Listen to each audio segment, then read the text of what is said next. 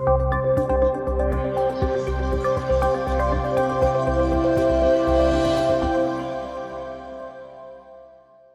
everybody, I'm Justin Kennington with SDVoE Alliance, and today I'm joined by our old friend Keith Kennedy, a Managing Director of ProITAV. Hello Keith, thanks for joining us. Hey Justin, good morning. Thanks for having me. Good. I'm glad you're here.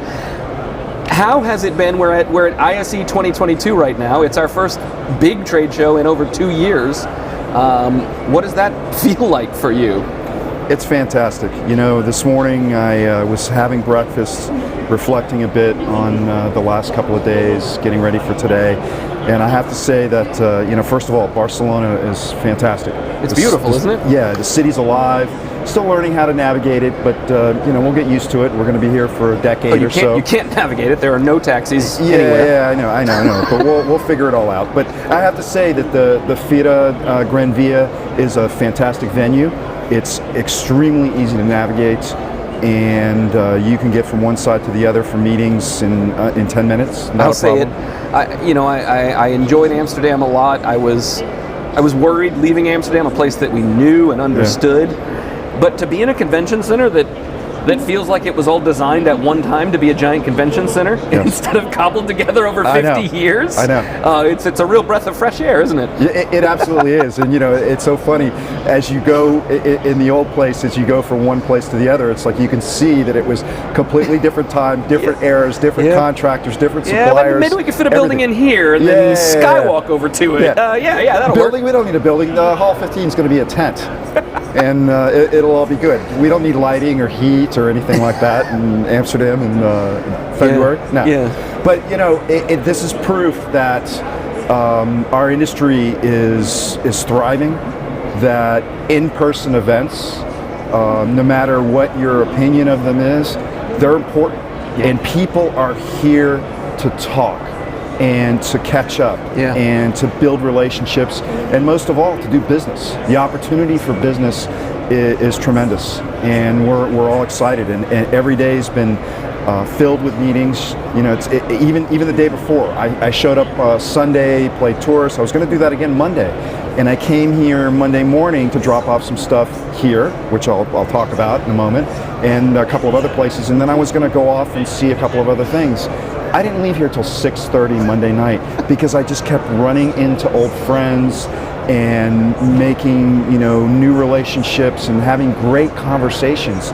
And it's fabulous. I cannot wait. And you know what? We've got Infocom coming up right after this, and it's just going to be more and more fun. I can't wait to see what the attendance numbers are on the show. I totally agree with you. You know what a hermit I've become in the last 2 years. I live at the end of nowhere on an island. And, well, you let the hobbit hair on your feet grow out. So. miles from anything, and yet they drag me out here, and I'm like, oh wait a minute, I remember this is fun. Yeah, it is. I remember seeing people and talking to them. Like it's nice. Exactly. Yeah, I'm right there with you. You talked about your experience Monday, right? When of course there are only exhibitors in the hall. That causes me to think about your business, which is a little different than I'll say most people's here, right? As an ODM manufacturer, your job is to produce products that other manufacturers will buy, customize, or you'll customize for them, and then sell themselves. So in a room full of only exhibitors on Monday, that's a room full of customers for you. Oh yeah. Talk about how maybe you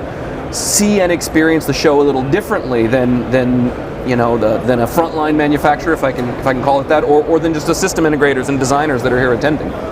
Right. Well, what I'm here to do is to talk to as many people as I can, understand what the trends are, understand what the business environment looks like, what our customers are looking for as far as technology platforms that we then build products on top of, what things we really need to focus on as major initiatives to make sure that we can maintain these relationships and build new ones. And I have to tell you that one of the biggest ones, and this is not going to be anything that's news to you, it's availability and supply. And everybody is challenged by this global part shortage and logistical issues and all of that. And I have to say, we're not without our issues. Everybody has issues getting parts. It doesn't matter who you are, how big you are, how small you are, what your connections are, what you do. But it's how you manage it, okay? How you look at the choices that you make in the parts that you use, narrowing your relationship with your suppliers so that you can be deep with them and important to them. Anticipating things that are going to come up so you can design around them. We've had to redesign products to make sure that we're able to have microprocessors and Ethernet chips and things like that because they're extremely difficult to get. And thank goodness Semtech stepped up and made the ASIC when it did and is able to supply it to everybody because we've been building SDVoE products since before SDVoE. We go back a long way with you guys, and we built tens of thousands, hundreds of thousands of endpoints using the FPGA, and we still make some today. We're in the process of transitioning people over to the ASIC, but we have them in stock, and for the customers that we're in transition with, I couldn't imagine what it would be like if we had to continue to really promote and build products based on an FPGA. We wouldn't be able to do it. Someone brought the point to me up that it was sort of like, duh, once I thought about it, but the challenge with relying on FPGAs is that because they're so flexible, because they can do anything, everybody wants them.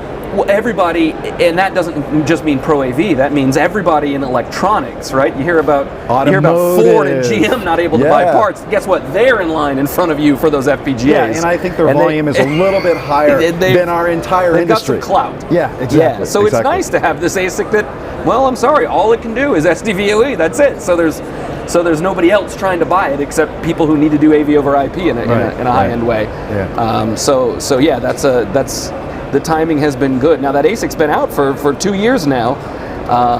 We haven't had the trade shows to go talk about it, but it's given us a nice period where now that we are here with an ASIC to talk about, there are actually many products now already complete and shipping built on it. It's not just, hey, here's a new chip, and a year from now, watch for some products. Right.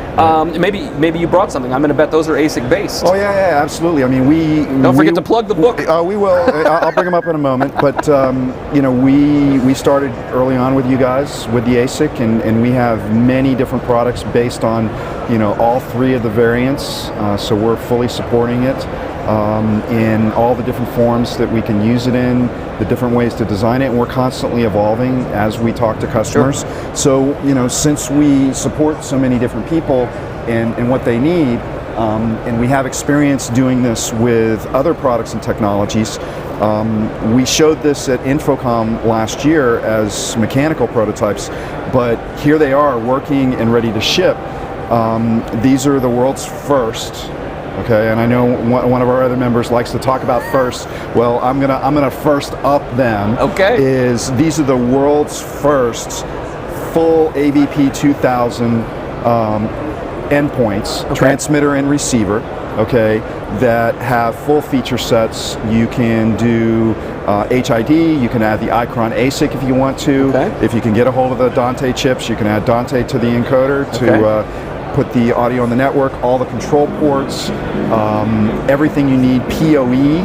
The transmitter is a switching device, so it has HDMI and USB-C. It will charge the plugged-in device. A fellow was by here yesterday saying, and he spoke very little English, and all he could get out was wall plate, USB-C, wall plate, USB-C. And I said, I think there's one over there. I'm glad to know that here they that are. was correct. That's great. And so another thing is we make them in both form factors. So not only transmit and receive, but US and EU. Okay. Oh, okay. So we're the only ones in the world that do this. The only ones that do this. Yep. Since we're in Europe, Barcelona's in Europe, right? I have honestly no idea. Okay, well, I thought it was in Europe. They wheel me onto the plane, they wheel me off, they set me on this couch. So I brought the European ones, hopefully we're in Europe. In Infocom, I was going to bring the US ones. Maybe I'll bring the European ones too. But these are working, ready to ship. We have a couple of customers here that actually have them working in their booths. Okay. You can customize these to take ports out and do whatever you want to. And then the next thing, we're going to make some smaller ones, lower featured, using probably the AVP 1000 chips. So customers, if they want a smaller one and they don't need all the control ports and auto switching, they can do that. But guess what? Everything that we need to build this is in stock, and we can build these and ship these anywhere in the world. Excellent. And they're wonderful devices. They come with these beautiful wall plates, and the US ones do as well. So, and we have all kinds of other things coming out soon, with your chipsets, and we're constantly working with you guys to come up with new ways that we can commercialize the technology. It's wonderful. And I think you guys go well beyond not only SDVoE, but I think even beyond just video transport into other products in the the AV and presumably IT space. Yeah, we do. We're a full service signal management company, as well as unified communications.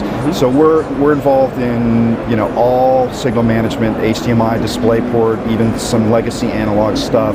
We have many different ways we can transport stuff on a network, point to point. We manage and transport switch USB. We can combine them all together.